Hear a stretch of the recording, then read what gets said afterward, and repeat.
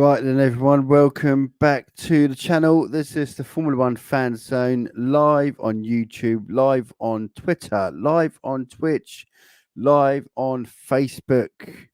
Here we go.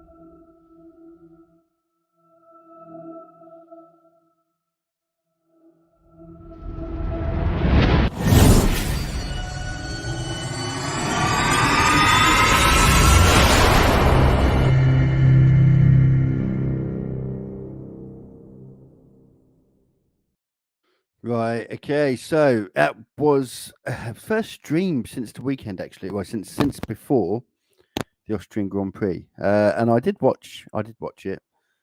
Busy weekend. It was a hot weekend, so I was out. So I was actually watching it on my phone at a theme park. Would you believe, all places? So strange day. But what a strange race as well. Well, no, it was a good race. Actually, it was one of our better races. I know the British Grand Prix was a very good race, but the Austrian Grand Prix was one of the better races we've had this season in terms of excitement, overtaking, and so on. But what do we learn from this weekend? Well, firstly, it has to be said, the only team that can realistically beat Ferrari is Ferrari. I mean, you could not make it up. Again, yet another DNF for Ferrari car. Carlos Sainz, yet again, another engine issue. Engine not just cuts off, but blows up. Jesus Christ almighty. And then Ferrari with Leclerc nursing the car over the line, another lap, and he wouldn't have won that race. Another lap. And again, Ferrari are nearly throwing away a race in which they were comfortable 1-2. Comfortable 1-2.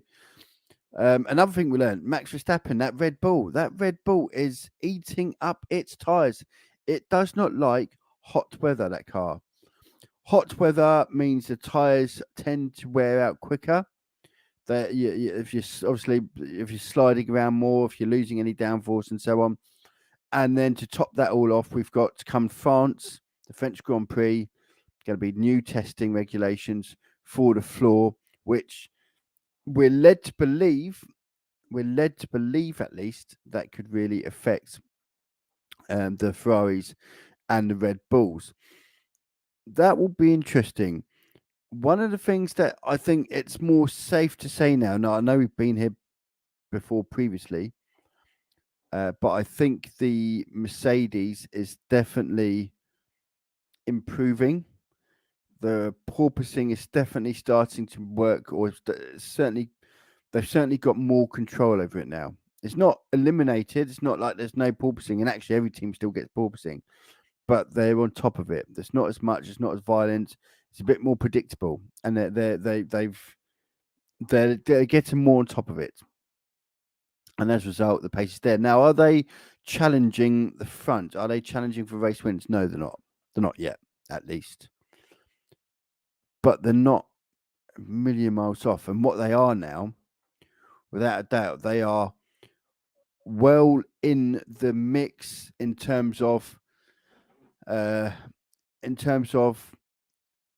determining where this title is going to go this year. Now, Max Verstappen still leads the title. However, there is a lot of optimism now from Ferrari that they've got a car that's quick enough.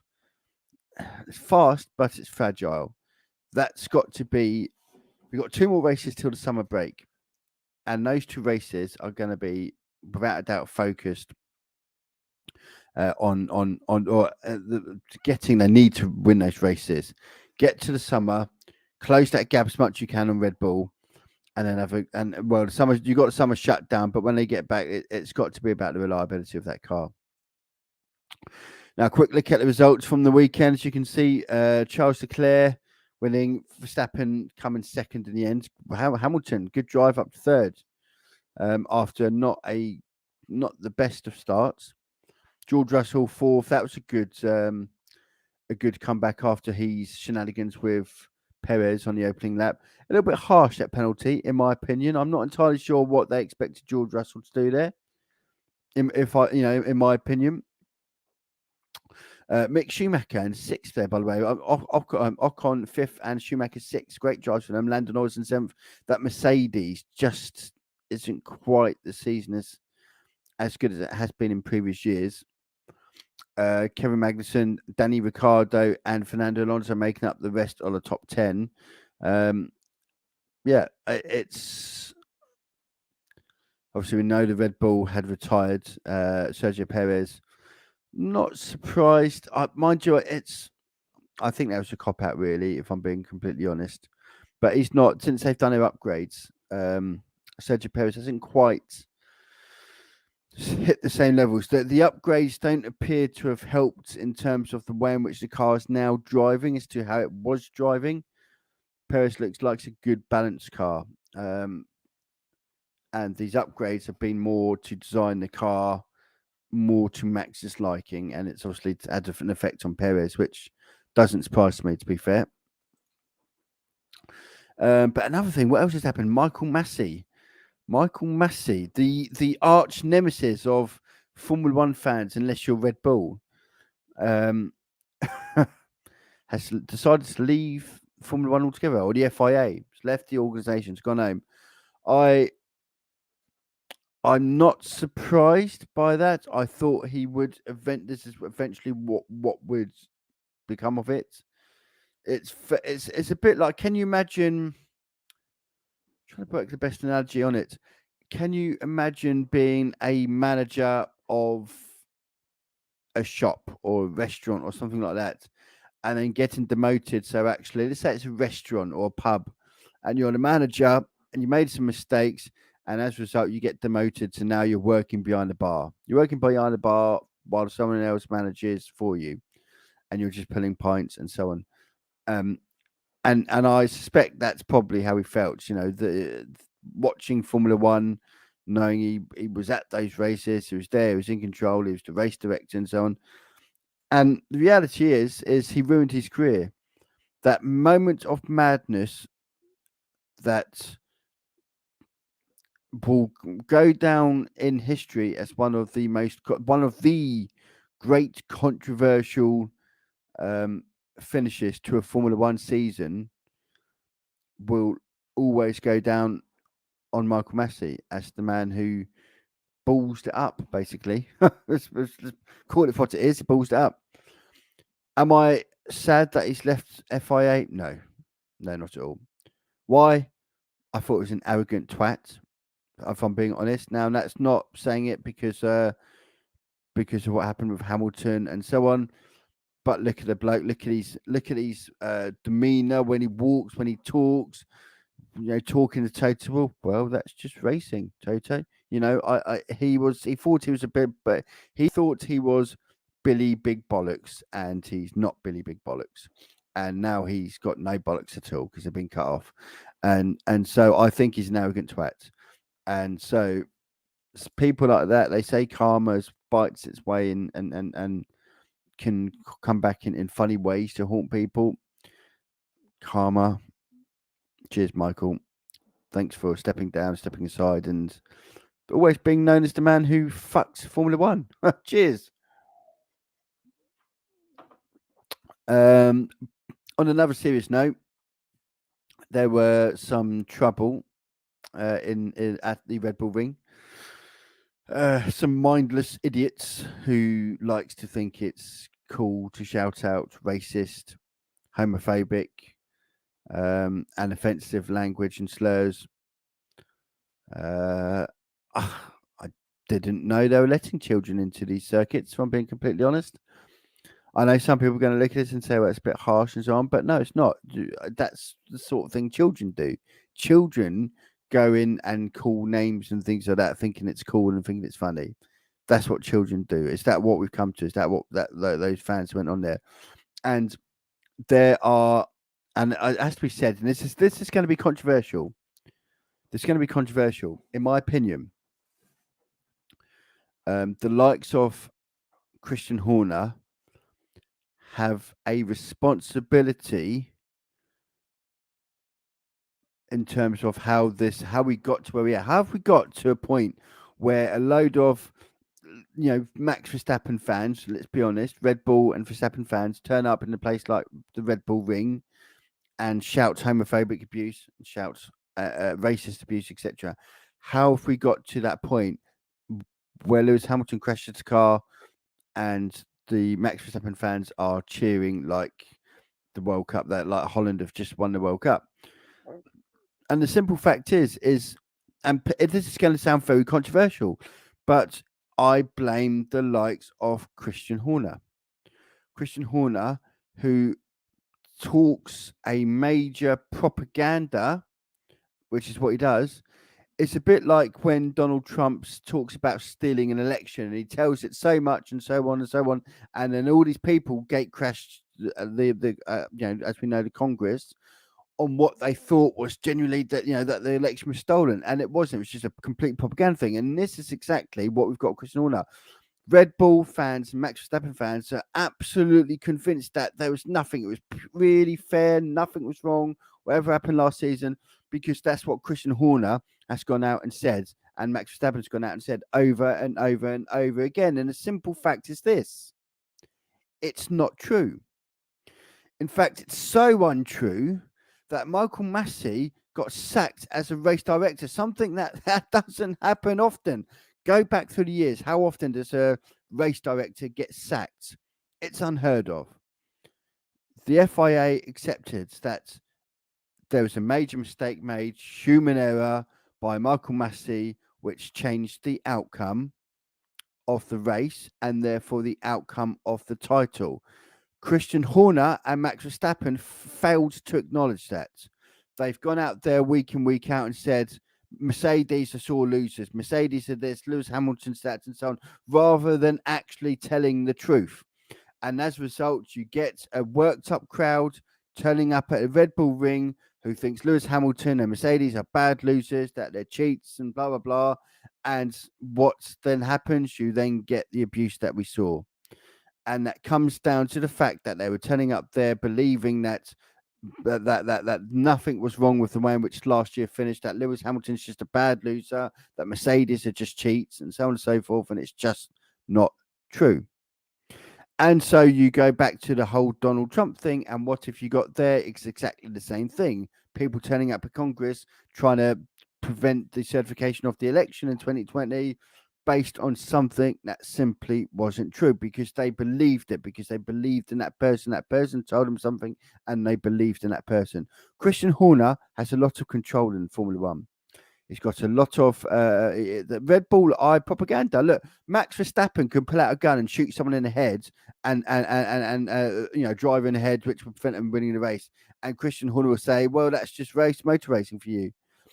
That is the propaganda. We know Max Verstappen over the years has had lots of controversial problems, weaving in and out, causing incidences, etc., etc. Not so much these days. He's wised up to them. He's gotten older. He's gotten more mature. He's a bit more savvy. He is still over the top at times, aggressive. We know last year there were several occasions where he should have had penalties and he didn't. And we let's not go back all the whole anti-climax thing and so on. But it has to be said, Christian Horner comes out and talks absolute bullshit. Absolute bullshit. Not a word he says rings any truth on occasions like that. And the Red Bull fans and the Verstappen fans pick up on everything he says and takes it to be factual and runs with that. No, to this day, Christian Horner will not come out, or Max Verstappen will not come out and say Michael Masi ballsed it up and his decision led to the conclusion of the race and therefore the conclusion of the title. They won't admit it. Well, sorry, Christian, sorry, Max, but you're going to have to accept at some point that you're an illegitimate champion. that the simple fact is that it was easier to let you keep it rather than strip you from it. And that is a fact. Go out there, tell your fans that, and tell them not to blame Hamilton, not to blame Mercedes, because they done nothing wrong. Michael Masi fucked up, and that is it. Go out there, do the right thing. Now, again, I know that's going to come as controversial, but it's just simply the facts. And unfortunately, we are going to get that. When we go to Holland for the Dutch Grand Prix, we're going to have similar scenarios because you've got a load of Max Verstappen fans and Red Bull fans. And it's good that, there's nothing against the fans for the racing. But we'll have further issues like we had in Red Bull and the Red Bull Ring, no doubts, absolutely no doubt whatsoever, because they are turning up there. They'll be turning up thinking that Hamilton just is a bad loser, and there was nothing wrong with last season. The way for last thing it's worked, it's fair as you like. Couldn't have been any fairer, because that's what Max Verstappen and Christian Horner have told them all, even though it's not true. Right, let's move on from that. There's my rant. There's my rant over. Got a couple of comments. It's all getting too political for me. It's frustrating. And good evening. Cheers, Rob. Yeah, it's not. That's more of a rant. Really. We obviously after Austria, we saw in the Red Bull Ring a lot of homophobic and racial slur by a lot of fans there that were Max Verstappen fans. I was just pointing out that they are against Lewis Hamilton based on the fact that Verstappen and Horner have made Hamilton and Mercedes out to be these bad losers, these cheaters, and so on. It's simply not true. But let's not digress again too much from that. But yes, that's my point. That is my point. So as I said, Michael Masi has left the FIA. It didn't take long. Let's bring up the article here. Michael Masi, former F1 race director, breaks silence after leaving. Thanks for support. He doesn't actually talk about what's happened on the day. Let's see if we can just move or zoom in just a fraction here. There we go. Sacked Formula One race director Michael Masi says he has been overwhelmed by the support he received following last season's controversial championship decider. Masi was speaking for the first time since his mishandling of the Abu Dhabi race on December the 12th, which allowed Max Verstappen to beat Lewis Hamilton to the title. The Australian was stood down by the FIA, and it was announced on Tuesday that it left the organisation 7 months after Hamilton was denied the record 8th crown.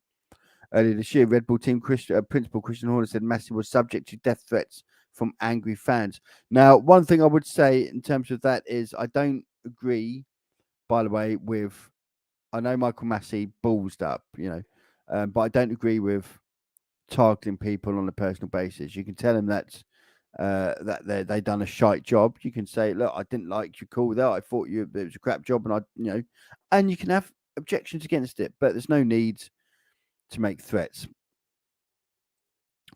We know who started all this, though.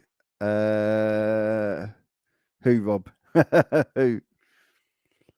Michael Masi, probably, yeah. But in the same release on Wednesday, Masi, who did not address the contentious final decision and brings back up here, says the personal support of my family, friends, and colleagues globally during the journey, in particular in the last few months, can only be described as overwhelming and something that I will forever cherish. It's been a pleasure and honour representing the FIA as the single-seater sporting director and FIA Formula One race director and safety delegate since Charlie Whiting's unexpected and tragic passing in Melbourne 2019. By the way, this has been touched up, so I suspect this was a lawyer. He's or a legal representative that had touched this over to put it forward. Having worked on various projects around the world with the Federation and its member clubs for over a decade prior to my appointment, I have now decided to leave the organisation and relocate back to Australia to be closer to my family and friends. I am proud to have worked in partnership for many years with various FIA club members, Formula One Group, the competitors, promoters, and circuit operators, and my colleagues and teams internally at the FIA. I will always treasure these lifelong relationships and friendships that I have developed throughout my journey to date.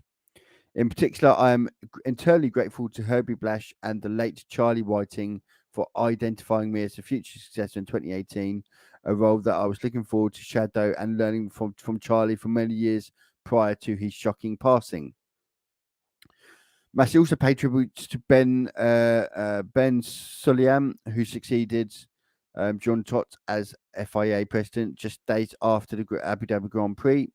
He continued, I also passed my sincere appreciation, support and guidance during my tenure of the former FIA president John Tott, Stefano Domenichelli, F1 CEO, still there obviously, and my dedicated FIA single-seater team.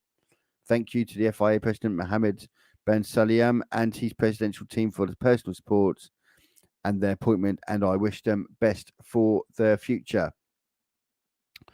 So he doesn't actually go into detail about what he did that night, how he made his decision, so on. I don't suspect we'll ever see any of that.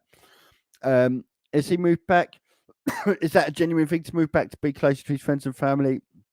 I doubt it. Now, I could be wrong, but I doubt it. If he was still F1 race director, he wouldn't be leaving the F1. You know, he would still be race director. He wouldn't be thinking of leaving as an FIA race director. So, in my opinion, that's just it's.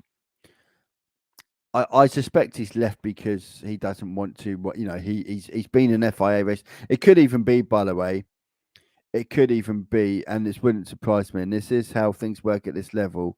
It could be that it was decided months ago that he was going to leave the race director role and give it a few months and then leave later in the year, so there couldn't be any links between the two. I suspect. I wouldn't rule that out either. But I don't think there's going to be any love lost. If I'm being completely honest, I don't think there's going to be any love lost from many in Formula One. He was an arrogant twat. Let's be honest.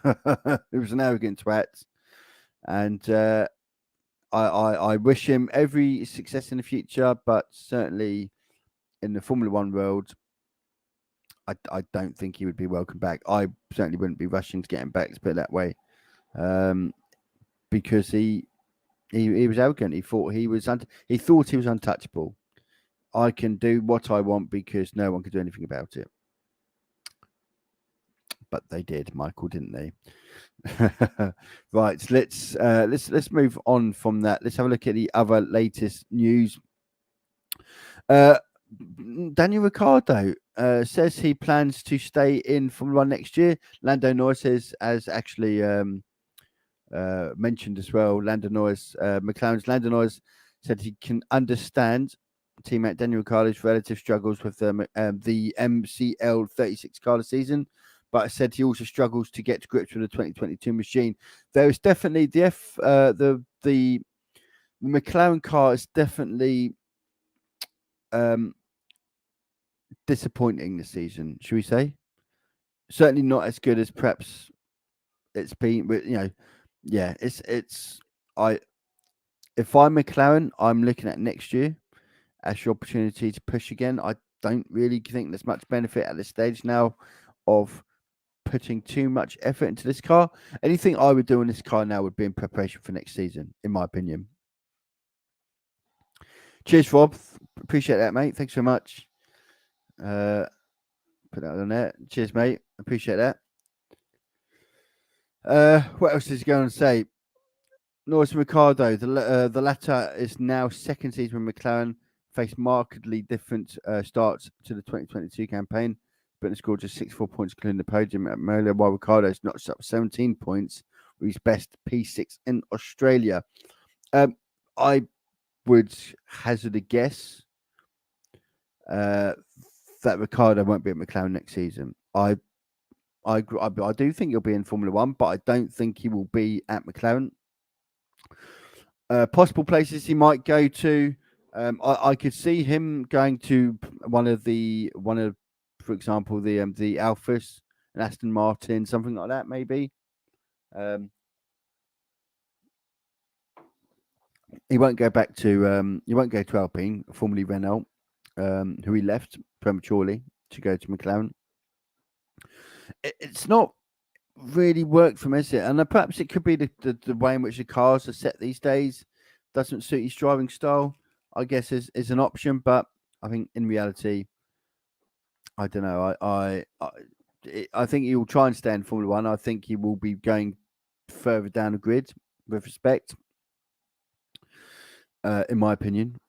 I'm trying to see where he could go realistically. I mean, it's not going to be if it goes to Aston Martin, it'll be for Vettel's seat. If Vettel was moving on somewhere else, for example, because Lance Stroll, obviously, it's his old man, isn't it? That runs the team there. So, at Red Bull, both drivers ended up in the points this weekend. Norris was asked if he understood Ricciardo's tough start to life in 2022. Norris said, "I understand certain parts of it. The rest of it's the same. Rest of it's at the same time. I just focus on myself, and that's all. You know, as much as I'm willing to help and offer advice and answer questions, it's not like I go out there and only try and do that. I still have to focus on my own race and try and finish sixth and get the good point and get the good points like that. It's balance. Certainly things I do understand, other bits not so much, because I do feel it's a difficult car to drive. Our car, you know, I think our characteristics, which he's also had over the past few years, even Carlos Sainz, ex-teammate, said it, they're quite specific and unique, and do some driving style and do some of the driving styles you need are not like the ones you kind of grow up learning, and therefore you have to adapt quite a bit. So that's an interesting perspective there from Lando Norris. In other words, he's saying, look, I can understand, I can relate, but I'm not worried about it because, you know, I'm focusing on myself, and I don't blame him for that. And you know, Ricardo's a big boy; he doesn't need handholding. Let's be honest. But there's no doubt if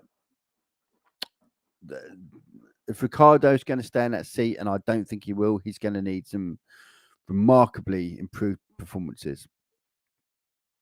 Okay. Oh, Mercedes. Let's have a look at Mercedes. Russell admits 3 years at Williams was too long. Was it? I tend to agree. Russell admits that 3 years Williams was too long. There was no way out. George Russell admitted that there were 3 years he spent Williams was too long as he waited for a call up for the Mercedes work team. Bear in mind, although he was racing for Williams, he was it was a Mercedes contracted reserve driver. It was essentially him going to Williams was essentially the equivalent of a football team loaning out a young player.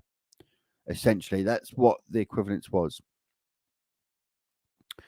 After dominating 2018 Formula 2 Championship LT Grand Prix, scoring 287 points to runners-up Lando Norris, 219, then Mercedes junior driver Russell was given his F1 debut with Williams.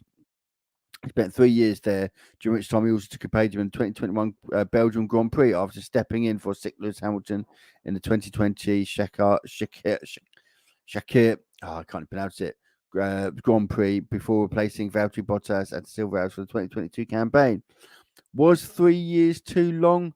I would say yes, I agree. I think he could have come in last season. And actually, and this, let's not forget this, had George Russell had been racing in Mercedes last season, there's a very good chance that Lewis Hamilton would be 8-time world champion, regardless of what happened last year.